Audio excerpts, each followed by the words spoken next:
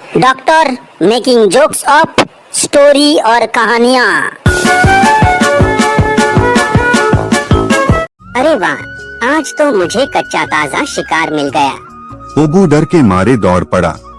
घने जंगल के बीचों बीच ऊंचे ऊंचे पेड़ों और हरी घास के मैदानों के बीच एक छोटी सी गुफा में रहती थी एक हिरनी और उसका प्यारा सा बच्चा। उस बच्चे का नाम था होबू। होबू बहुत ही चंचल था। उसे पूरे जंगल में दौड़ना, खेलना और नई नई चीजें देखना बहुत पसंद था। लेकिन उसकी माँ हमेशा उसे समझाती थी, होबू बेटा, गुफा के बाहर मत जाना, जंगल में बहुत खतरनाक जानवर रहते हैं। पर होबू को ये बात बिल्कुल पसंद नहीं आती थी। होबू नाराज होकर, माँ, तुम मुझे हमेशा डांटती रहती हो। बाकी सबके मम्मी कितने अच्छे होते हैं, लेकिन तुम मुझे बाहर भी नहीं जाने देती। माँ मुस्कुराई, लेकिन उसकी आंखों में चिंता साफ दिख रही थी। बेटा, मैं तुम्हें डांटती नहीं, तुम्हारी रक्षा करती हूँ। लेकिन होबू समझ नहीं पाया। एक दिन जब उसकी माँ घास खाने बाहर गई, तो होबू चुपके से गुफा से बाहर निकल आया।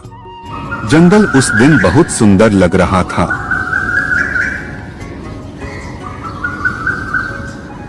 पंछियों की आवाज, ठंडी हवा और हर तरफ हरियाली। तभी एक छोटी सी चिड़िया उड़ती हुई आई। अरे छोटे हिरन, तुम्हारा नाम क्या है? मेरा नाम होबू है। मैं पहली बार जंगल घूमने आया हूँ। दोनों बातें करने लगे। तभी अचानक दूर से उसकी माँ की आवाज आई।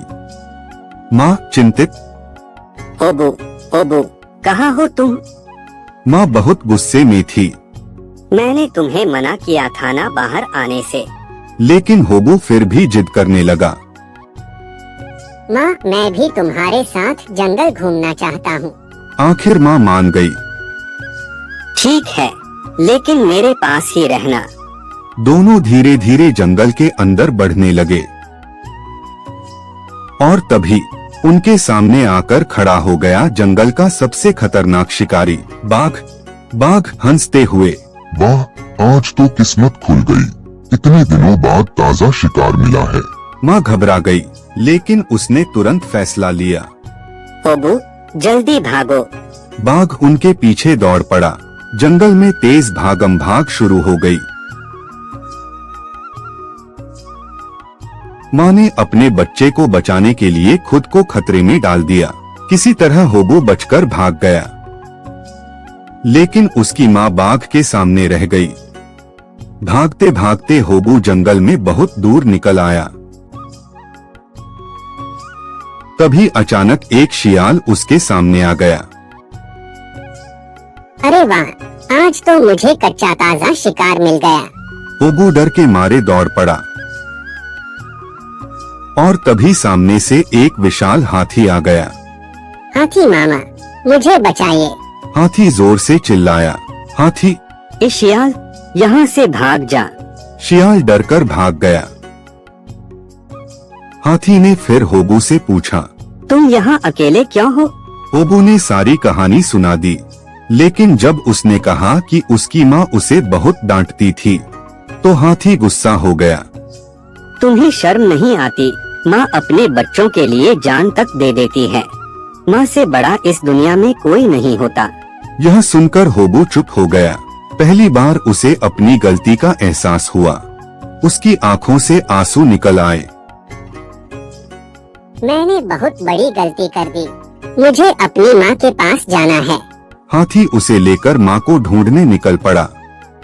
दोनों पूरे जंगल में ढूंढते रहे, लेकिन माँ कहीं नहीं मिली। होबू रोने लगा। माँ, मुझे माफ कर दो। मैं अब कभी तुम्हारी बात नहीं टालूंगा। तभी अचानक दूर से एक आवाज आई। होबू, मेरे बच्चे। होबू ने जैसे ही पीछे मुड़कर देखा, उसकी माँ वहाँ खड़ी थी।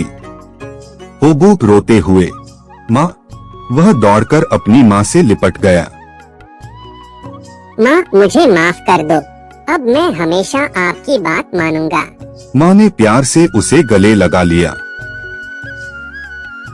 बेटा, माँ अपने बच्चों को हमेशा माफ कर देती है। लेकिन तभी झाड़ियों के पीछे से फिर से बाघ और शियाल निकल आए। अब कोई नहीं बचाएगा तुम्हें। तभी धरती हिलने लगी। वही हाथी वहां आ गया। हाथी गुस्से में। यहाँ से चले जाओ, नहीं तो बुरा होगा। हाथी को देखकर बाघ और शियाल डर गए और जंगल में भाग गए। जंगल फिर से शांत हो गया। माँ और होबू धीरे धीरे अपने घर की तरफ लौटने लगे। माँ, अब मुझे समझ आ गया, आपकी डांट में ही आपका प्यार छिपा था। माँ मुस्कुराई और उस दिन के बाद होबू ने कभी अपनी माँ की बात नहीं टाली। वीडियो के अंत में माँ बाप की डांट भी प्यार होती है। जो इसे समझ लेता है वही सच्चा समझदार बनता है।